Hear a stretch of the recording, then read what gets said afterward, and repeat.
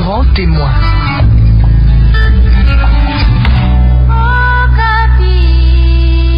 Bonjour et bon dimanche chez vous. Grand témoin, le plaisir de vous présenter aujourd'hui Freddy Matungulu Mbuyamou Ilanke, professeur d'université et ancien ministre de l'économie, des finances et du budget de la RDC. Professeur Matungulu, c'est un plaisir de vous recevoir dans Grand témoin et merci d'avoir accepté notre invitation.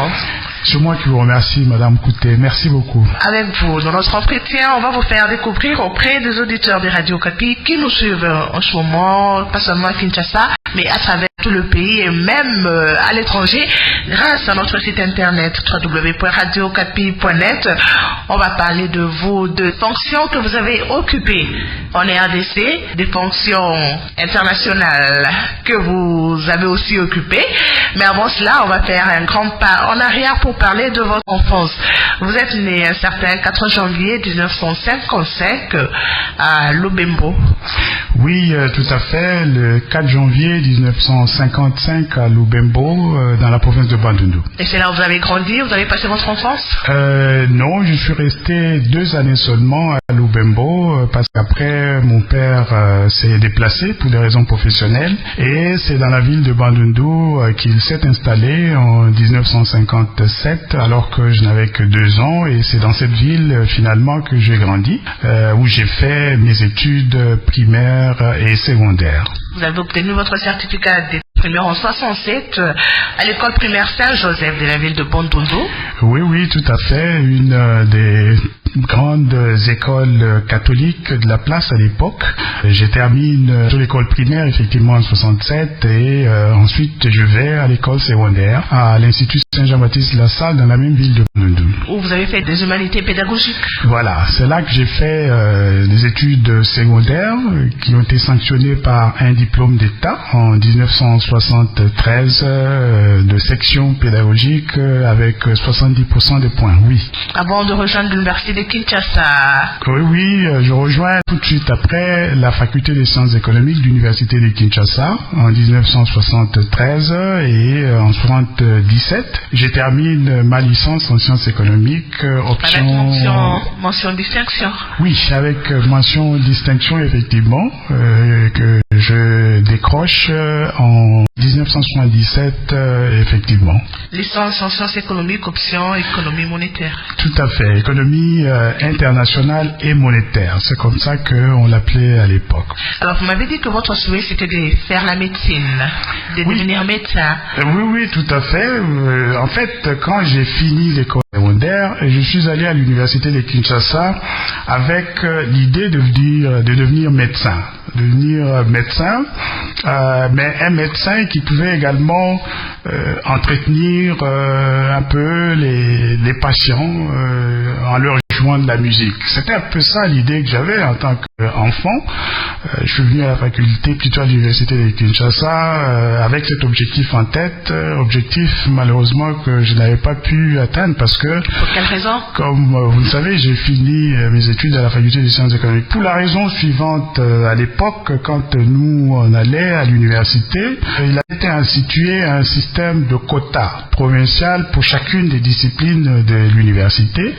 Et lorsque moi j'ai fini l'école secondaire, je suis allé à l'université de Kinshasa, il s'était trouvé que le quota alloué à la province de Bandundu pour la faculté de médecine malheureusement avait été atteint et donc alors que j'ai suivi les cours à la faculté de médecine pendant 2 mois, au moment où j'ai reçu la confirmation de mon inscription avec l'attestation d'inscription, il avait été écrit sur ces documents que j'avais été admis en premier graduat à la faculté des sciences économiques. J'étais donc obligé, après 2 mois de cours à la faculté de médecine, de tout abandonner de cette faculté pour aller reprendre le cycle au niveau de la faculté des sciences économiques. Vous ne le regrettez pas aujourd'hui? Non, pas du tout. Ouais, parce que bon, quand on regarde finalement la façon dont les choses se sont passées pour moi, j'ai l'impression que ce transfert m'a beaucoup servi et je crois avoir eu une vie assez épanouie après avoir fait ces études des sciences économiques. Vous êtes retenu comme professeur assistant après l'obtention de votre licence en sciences économiques. Oui, tout à fait. Je suis retenu comme assistant à la faculté des sciences économiques. C'est une décision finalement du vice-doyen de l'époque, le professeur Bongoï Pekesa, qui est encore en vie et vit aujourd'hui à Limete à Kinshasa. Après la proclamation des résultats, il m'a appelé dans son bureau et m'a dit: mais tiens, vous avez fait un très très bon score, un bon résultat. Je souhaite que vous puissiez rester ici à la faculté des sciences économiques comme assistant. J'avais un tout petit peu hésité parce que à l'époque, il nous avait été également fait une proposition d'aller travailler à la Banque centrale immédiatement après avoir terminé ses études de licence en sciences économiques. Finalement, vous avez décidé de rester à l'université? Oui, finalement, j'ai décidé de rester à l'université, tout simplement parce que le gouverneur Samboa, qui était à l'époque aussi quelqu'un qui nous donnait un séminaire sur la pratique de la politique monétaire au niveau de la Banque du Zaïre, avait été limogé de ses fonctions de gouverneur de la Banque centrale, et c'est ce qui a fait que ce projet d'engager toute notre promotion, on était à 8 qui avions fait l'économie internationale et monétaire, est tombé à l'eau. Et voilà un peu comment, dans quelles circonstances je suis retourné à la faculté des sciences économiques où j'ai commencé à travailler comme assistant. Et en 1980, vous avez eu la chance d'obtenir une bourse des États-Unis? Oui, en 1980, en fait, ce qui se passe, c'est quoi? C'est que la faculté des sciences économiques de l'université de Kinshasa était soutenue par la fondation Rockefeller, une fondation américaine à l'époque qui m'avait donné une bourse de courte durée. Il m'a permis d'aller aux États-Unis pour pouvoir faire des cours d'économie et d'anglais à l'université de Boulder. Et je suis resté dans cette ville de Boulder aux États-Unis pendant 6 mois, de mars à septembre 1980. Et quand j'ai fini ce programme, je suis revenu à la faculté et c'est l'année suivante, en 1981, que j'ai eu la bourse finalement du gouvernement américain qui m'a permis de revenir aux États-Unis pour faire ma maîtrise et le doctorat en sciences économiques aux États-Unis. Vous êtes resté pendant 2 ans pour votre maîtrise? 2 ans pour la maîtrise et 3 années pour le doctorat. De retour au pays en 1986, vous rentrez à l'université pour donner cours? Oui, je défends ma thèse de doctorat en septembre 1986. À l'époque, très peu de Zaïrois qui faisaient ces études restaient ou choisissaient de rester à l'étranger. Et comme la plupart de mes contemporains de l'époque, quand j'ai défendu ma thèse de doctorat au mois de septembre, au mois d'octobre, j'étais de retour dans notre pays et j'ai retrouvé les chemins de la faculté des sciences économiques où j'ai commencé à dispenser des cours d'économie politique à la faculté des sciences économiques et à la faculté de droit et des cours de politique monétaire en licence à la faculté des sciences économiques. J'ai eu aussi à l'époque l'occasion de travailler, de donner un cours de monnaie et crédit à l'Institut supérieur de commerce. Vous n'avez pas seulement enseigné pendant cette période, vous avez travaillé aussi comme conseiller dans beaucoup de cabinets ministériels. Oui, j'ai effectivement eu l'occasion, tout en étant professeur à la faculté des sciences économiques, de pouvoir, par ces fonctions de conseiller, apprendre un peu les fonctionnements des cabinets ministériels. Tout a commencé par la Banque centrale. La Banque centrale, où, quelque temps après mon retour au pays, le professeur Tchounzambié, qui avait été, je pense, parmi les professeurs qui m'avaient le mieux apprécié en tant qu'étudiant, et qui m'a encadré un peu dans mon travail comme assistant. Il venait d'être nommé vice-gouverneur de la Banque centrale.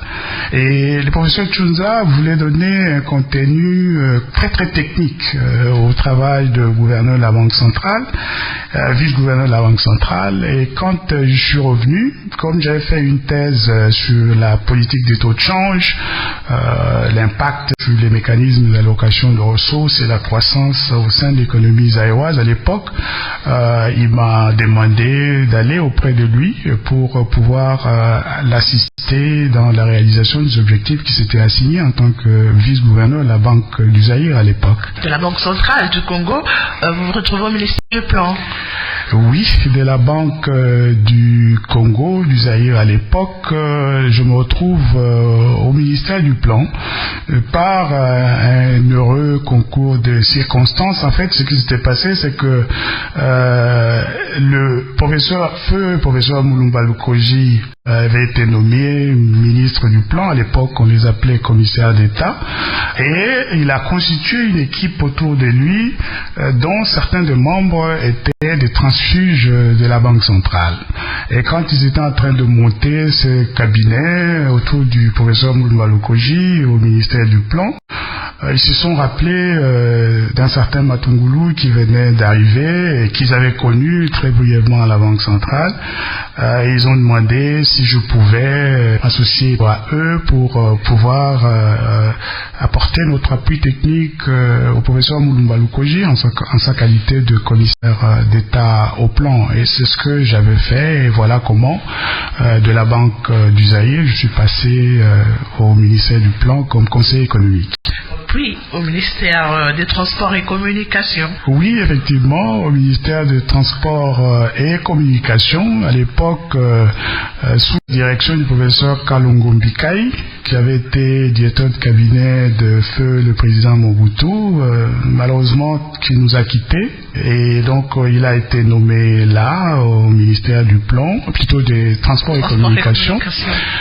Le professeur Kalongo Mbikai, qui était un professeur à la faculté de droit, comme vous le savez, est venu en congé sabbatique aux États-Unis. Il a travaillé à la Boston University pendant que moi j'étais étudiant là-bas. C'est comme ça que je l'ai connu. Bon, en tant qu'aîné, venu passer une année dans la ville où nous étions. Comme veut la sagesse de chez nous, on l'accompagnait un peu partout quand il avait besoin de se déplacer en ville. C'est comme ça que j'ai connu le professeur Kalongo Mbikai, et quelques temps après mon retour au pays, il a quitté ses fonctions de directeur de cabinet de Mobutu pour devenir commissaire d'État au transport et communication. Et c'est en cette qualité, effectivement, que je me suis retrouvé là comme conseiller principal, effectivement, au ministère des Transports et Communications. Après le plan, c'est le commerce extérieur qui vous attend? Oui, et de là, je suis allé au commerce extérieur et puis finalement au budget. Où j'ai dirigé successivement la cellule d'études du cabinet du ministre du budget, et puis à un moment donné, j'étais conseiller principal effectivement au ministère du budget. Vous avez travaillé dans le cabinet du Premier ministre, Mulumba Lukoji? Le professeur Mulumba Lukoji, effectivement, qui avait été les titulaires du ministère du Plan quand je suis devenu pour la première fois conseiller de cabinet ministériel. Quelques temps plus tard, a été nommé effectivement Premier ministre. Et c'est comme ça que, bon, lui aussi a demandé de venir auprès de lui. Il m'a confié la direction du collège des conseillers économiques et techniques à la primature, et c'est dans ces conditions-là que je me suis retrouvé effectivement à la primature. En 1992, vous intégrez le Fonds monétaire international à Washington, aux États-Unis, en tant qu'économiste. Comment ça s'est passé? Vous étiez fatigué de travailler dans les cabinets ministériels ou de travailler au pays? Non, pas du tout. En fait, ce qui se passe en 92, c'est que le Fonds monétaire international connaît une augmentation très très sensible du nombre des pays membres à la suite de l'éclatement du bloc de l'Union soviétique à l'époque, et le Fonds monétaire a besoin de répondre à cette nouvelle demande en essentiellement recrutant de nombreux économistes pour pouvoir être amenés à suivre les travaux dans le cadre de la coopération avec évidemment la totalité des pays membres. Et c'est dans ce cadre-là que le Fonds monétaire s'engage dans cet effort de recrutement, et que moi je me retrouve là comme économiste effectivement au Fonds monétaire international en 92. Est-ce que c'est le gouvernement qui propose les candidats, ou c'est les candidats seuls qui postulent? Non, le gouvernement ne propose pas. Vous savez, au Fonds monétaire international, il y a deux types de personnel. Il y a le personnel des bureaux des administrateurs qui sont les représentants des différents gouvernements, et puis il y a le personnel technique qui est recruté strictement en dehors de cette question de représentation des différents pays membres au conseil d'administration du Fonds monétaire international. Donc j'ai été recruté dans cette deuxième catégorie de personnel du fonds, c'est-à-dire le personnel strictement technique n'ayant pas de rapport direct avec nos gouvernements respectifs. Alors, en étant au Fonds monétaire international, vous avez créé le prix Professeur Matungulu. Oui, ceci se passe en 1992. En fait, dès que je suis entré au Fonds monétaire international, le prix Professeur Matungulu est quelque chose qui me tient évidemment énormément à cœur, parce que je l'ai créé pour honorer l'acte que certains de mes professeurs avaient posé en ma faveur au moment où j'ai terminé la licence en 1977. Je n'avais pas été à mesure de réunir les ressources nécessaires pour couvrir les frais de préparation et d'impression de mon mémoire. Et si j'ai pu faire ce travail, c'est grâce à l'appui financier que j'avais reçu des 3 de mes anciens professeurs de l'époque, qui sont d'ailleurs heureusement tous encore en vie. Et c'est pour honorer cet acte, je pense, des hautes portées morales, que j'ai décidé de créer ce prix. Un prix qui récompense, dans la définition, le meilleur étudiant de première licence à la faculté des sciences économiques, mettant des ressources à sa disposition pour lui permettre de pouvoir couvrir les frais de préparation et d'impression de son mémoire. Pourquoi seulement aux étudiants de première année de licence, alors que ce sont ceux qui sont en deuxième année qui ont besoin des fonds ou d'argent pour préparer leur mémoire? Tout à fait, mais parce que justement vous venez de terminer la première licence, vous avez les ressources, vous allez en deuxième licence, et donc au moment où vous recevez le prix, vous n'êtes plus en première licence, vous êtes en train d'aller en deuxième licence, et ces ressources vous sont mises à votre disposition pour vous permettre exactement de faire symboliquement ce que moi je n'aurais pas pu être à mesure de faire. C'était cette intervention très très salvatrice de mes professeurs. En 98, vous travaillez au Cameroun pour le compte du FMI. Oui, je suis au Fonds monétaire, j'y arrive en 1992 et je travaille comme économiste sur un certain nombre de pays, pour l'essentiel des pays de la zone franc, de la zone ouest de la Banque centrale, des pays de l'Afrique de l'Ouest, la BCAO comme on l'appelle d'ailleurs jusqu'aujourd'hui, jusqu'en 98. Et alors en ce moment le Cameroun décide de renforcer sa coopération avec le Fonds monétaire international dans le cadre d'un programme bénéficiant d'appui technique et financier de cette institution internationale.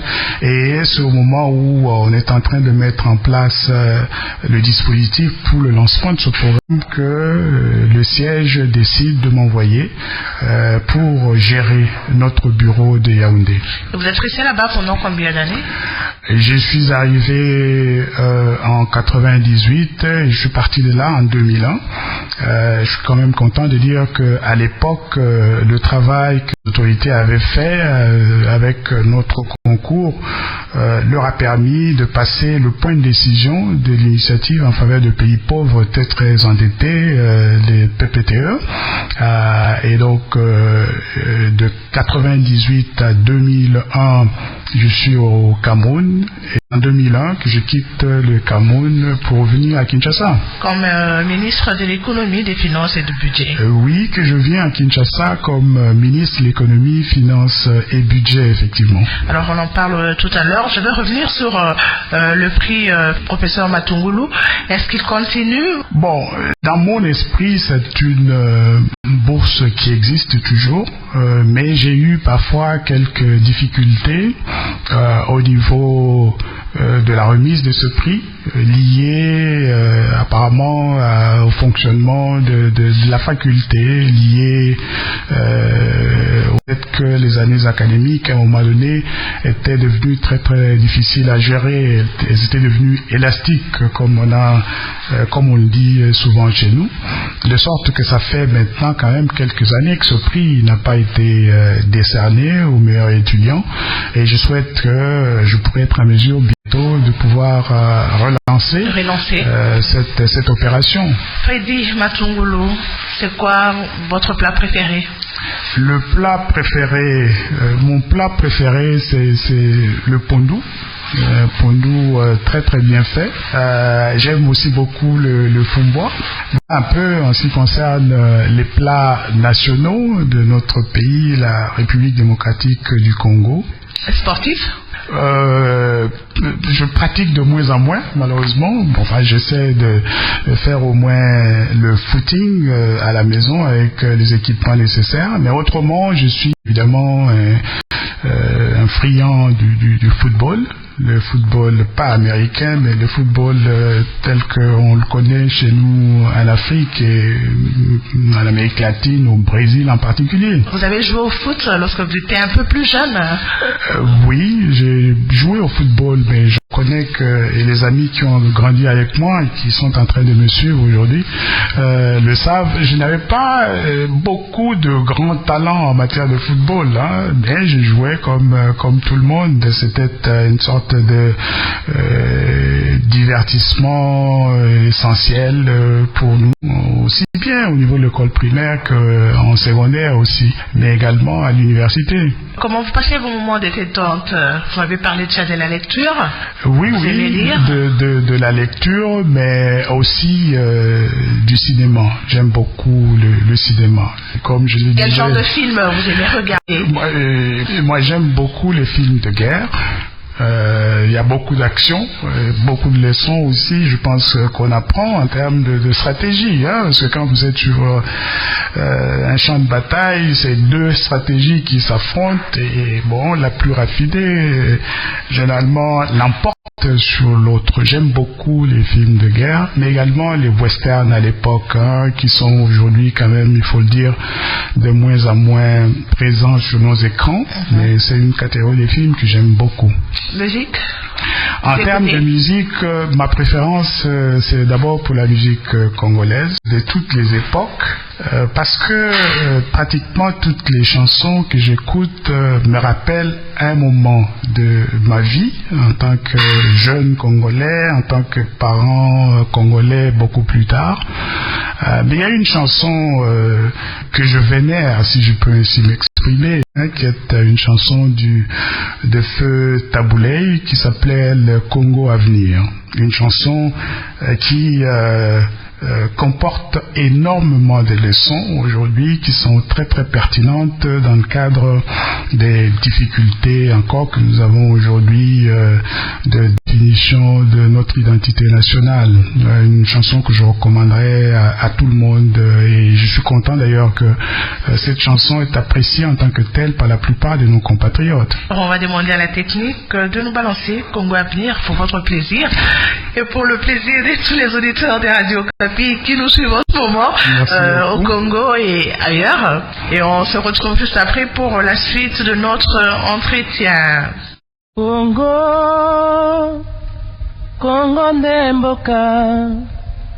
mboka ngo mokengeli koi mboka ngo mokengeli yopa.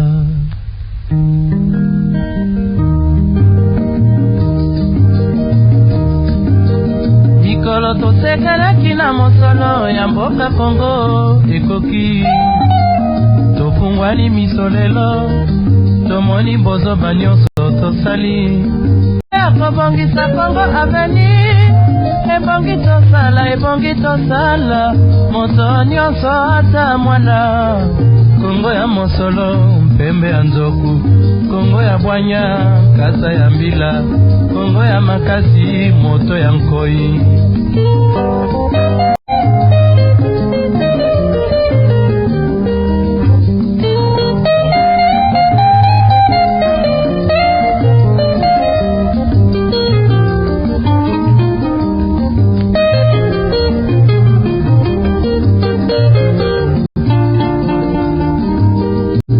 Solo totekanaki na mosolo ya mboka Kongo ekoki topungwani misolelo tomoni bozoba nyonso tosali oya kobongisa Kongo aveni ebongi tosala moto nyonso ata mwana Kongo ya mosolo mpembe ya nzoku Kongo ya bwanya nkasa ya mbila Kongo ya makasi moto ya nkoi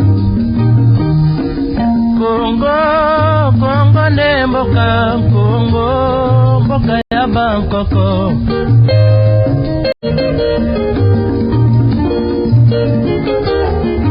Kongo mwana pamba lobi mboko lula yango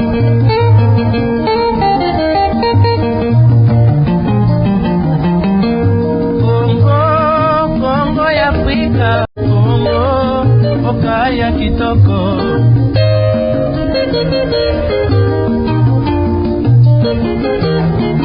Kongo ya batu mayele Kongo makobikisa yo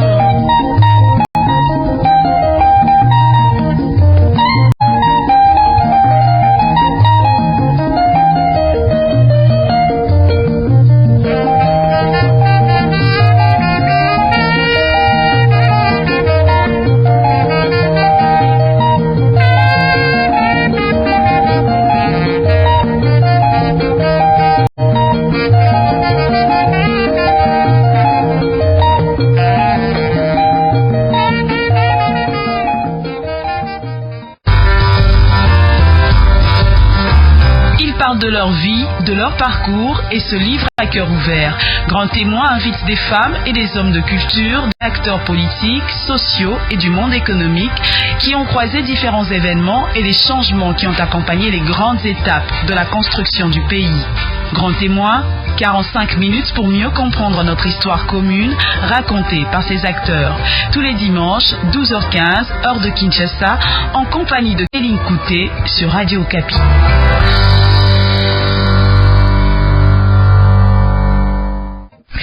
Grand Témoin, le plaisir de vous faire découvrir aujourd'hui le professeur Freddy Matungulu Mbuyamou Ilankir.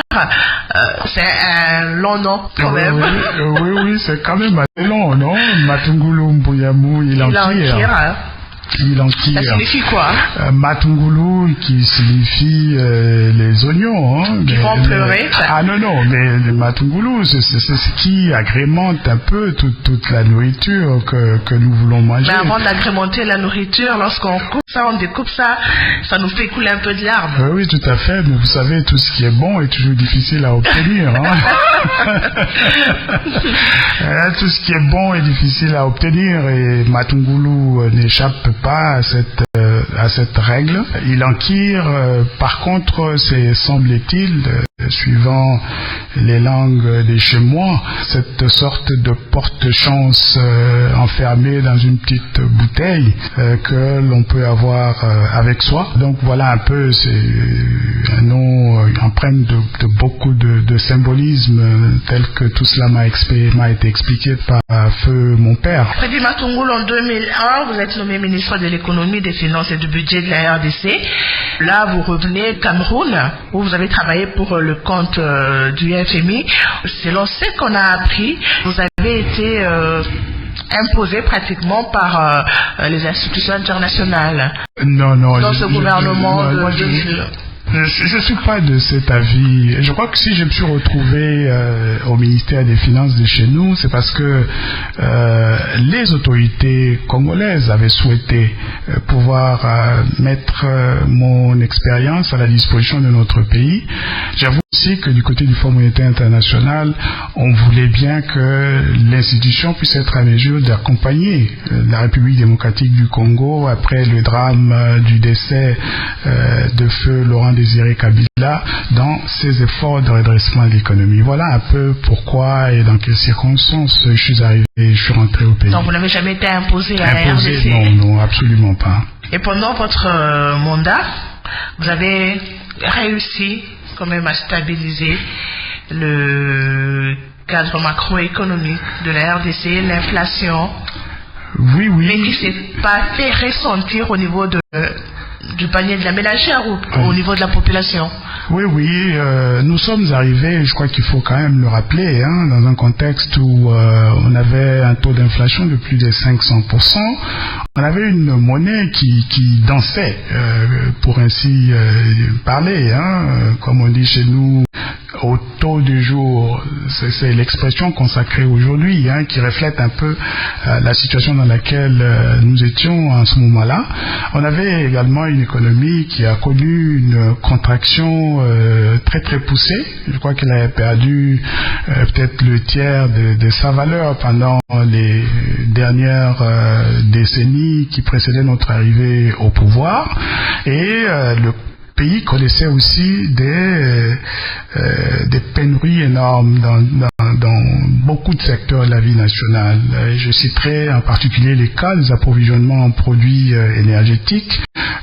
On pouvait littéralement passer 2 semaines à une station d'essence sans pouvoir être à mesure d'attraper une goutte d'essence.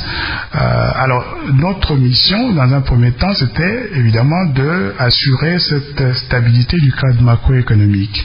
Parce que la stabilité du cadre macroéconomique est comme la fondation que vous devez poser pour pouvoir ensuite construire l'économie ou, dans le cas précis, reconstruire l'économie. Il n'y avait peut-être pas de grandes retombées sociales positives de cette action, mais déjà à l'époque, je me rappelle que puisque nous avions réussi à stabiliser la valeur externe de la monnaie nationale, il fut un moment où finalement la monnaie s'était appréciée, avec comme conséquence qu'il y a un certain nombre de produits dont le prix en monnaie nationale avait baissé, y compris, je me rappelle très bien, à l'époque, le Coca-Cola, le poulet. Et cela a permis qu'un certain nombre de foyers qui, depuis très très longtemps, ne pouvaient plus avoir accès à ces produits de première nécessité, de nouveau commencer à les consommer. Mais évidemment, cela n'était qu'un point de départ. L'objectif de l'action gouvernementale, qui doit être vue dans sa globalité, c'était, au-delà de la stabilisation du cadre macroéconomique, c'était de construire, moi, ce que j'appellerais un État responsable, où le système judiciaire était indépendant, fonctionnant comme il se doit, les services de sécurité assurant la protection des biens et des personnes, le gouvernement également mettant en place des infrastructures de base en termes de routes, approvisionnement en électricité et autres qui sont nécessaires pour qu'on ait une économie performante. C'est un peu tout ça que nous étions en train de poursuivre comme objectif, et la stabilisation du cadre macroéconomique n'était qu'un volet de l'ensemble de toutes ces actions qu'on était en train de mener. Et je crois qu'on a commencé quand même cet exercice avec beaucoup de bonheur. Parce qu'au moment où moi personnellement j'ai quitté le gouvernement, sur un certain nombre de ces secteurs, il y avait des progrès indiscutables qui avaient été réalisés. Satisfait de cette expérience comme un ministre de l'économie, finance et budget? Oui, tout à fait satisfait de cette expérience. Non seulement parce que on a réussi des bons résultats globalement appréciés, mais aussi parce que moi personnellement, je considérais cette opportunité comme une occasion de payer ce que je traîne comme dette vis-à-vis de notre pays. Et je vais m'expliquer de quelle dette s'agit-il. Il ne faut pas oublier que le fait que nous, quand on était à l'université, à l'époque, on était entièrement pris en charge par l'État congolais. Vous arriviez sur le campus de l'université de Kinshasa avec rien d'autre que votre discipline et votre volonté de travailler. Et cela a été vrai sur les 4 ans d'années d'études que nous avons passées à l'époque sur le campus universitaire. Et donc, quelque part, nous sommes toujours redevables vis-à-vis de ce pays. Je sais que pour les jeunes d'aujourd'hui, c'est pas très exactement la même expérience. Et pour cette raison, peut-être qu'ils ne sentent pas cette obligation de rendre un tout petit peu de ce qu'ils peuvent faire ou de ce qu'ils ont reçu dans la vie au pays de la même façon que nous.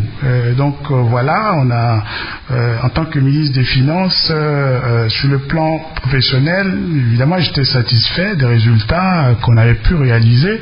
Ce n'est jamais, évidemment, des résultats parfaits, hein, mais à partir du moment où il y avait quelques progrès, c'était déjà ça.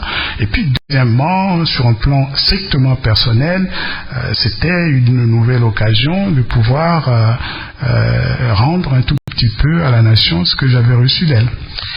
En 2003, vous décidez de démissionner de votre poste de ministre des Finances. Pour quelle raison? En 2003, je constate que le programme que nous étions en train d'exécuter, des réformes d'une façon générale, commençait un peu à s'essouffler. J'ai pensé que j'avais besoin d'avoir un renouvellement de la confiance, du soutien du chef de l'État dans l'exercice de mes fonctions. Malheureusement, j'avoue que je n'avais pas eu ce soutien que j'attendais. Je voyais les clignotants au niveau du programme commencer à virer au rouge. Soutien pourquoi? Parce que vous étiez combattu au sein du gouvernement? Soutien parce que les réformes économiques, d'une façon générale, c'est un peu comme je le disais tout à l'heure, toute bonne chose qui vous fait passer par un certain nombre d'étapes difficiles avant d'arriver aux fruits que vous récoltez au terme de cet effort que vous fournissez. Et le plus souvent, ce que l'on constate, c'est que tout au début, quand l'effort est d'ailleurs le plus exigeant, très facilement, on peut être amené à abandonner. Et au niveau du gouvernement, pour poursuivre cet effort, je crois qu'on a besoin du soutien de la plus haute autorité au niveau de la nation. Un ministre, ça ne suffit pas pour pouvoir mener à bien toutes ces grandes réformes. En tout cas, c'est la grande leçon que j'ai tirée un peu de cette expérience de l'époque. Et bon, malheureusement, quand ces soutiens devaient être renouvelés, pas seulement pour moi, hein, mais surtout pour les réformes que nous étions en train de mener, quand ce soutien devait être renouvelé, il ne l'a pas été. C'est ce qui m'a amené à rendre l'établier. Pour rentrer au FMI? Pour effectivement rentrer au Fonds monétaire international, mais reprendre un tout petit peu le travail que j'y faisais. Un travail... Donc vous n'étiez pas parti totalement du Fonds monétaire. Quand je suis revenu au Congo, j'étais obligé de démissionner. Parce que je ne suis pas revenu au Congo en tant que conseiller. Je suis revenu au Congo en tant que ministre. Et en tant que ministre, vous exercez des fonctions hautement politiques. Et on ne peut pas, pendant ce temps, continuer à vous garder sur les listes du personnel technique du Fonds monétaire international. Donc, pour revenir chez nous, en République démocratique du Congo, et occuper les fonctions de ministre de l'économie, finances et budget, j'étais obligé de démissionner du Fonds monétaire international. Mais quand j'ai terminé ce travail que je faisais, le Fonds monétaire a estimé que j'avais renforcé par cette expérience un peu mon expertise dans le domaine de la gestion de l'économie, et que à partir du moment où je m'étais pas compromis dans l'exercice de mes fonctions, qu'ils pouvaient me reprendre, et ce qui avait été fait. Ce qui a été fait. Tout à fait, oui. De 2003 à 2014, vous êtes fonctionnaire du FMI. Oui. Jusqu'au moment où vous décidez de prendre une retraite anticipée parce que vous avez des ambitions politiques. Non, je décide de prendre une retraite anticipée d'abord parce que je tenais à être présent, à participer au débat très très important qui a lieu maintenant depuis plusieurs mois dans notre pays sur les enjeux de l'heure.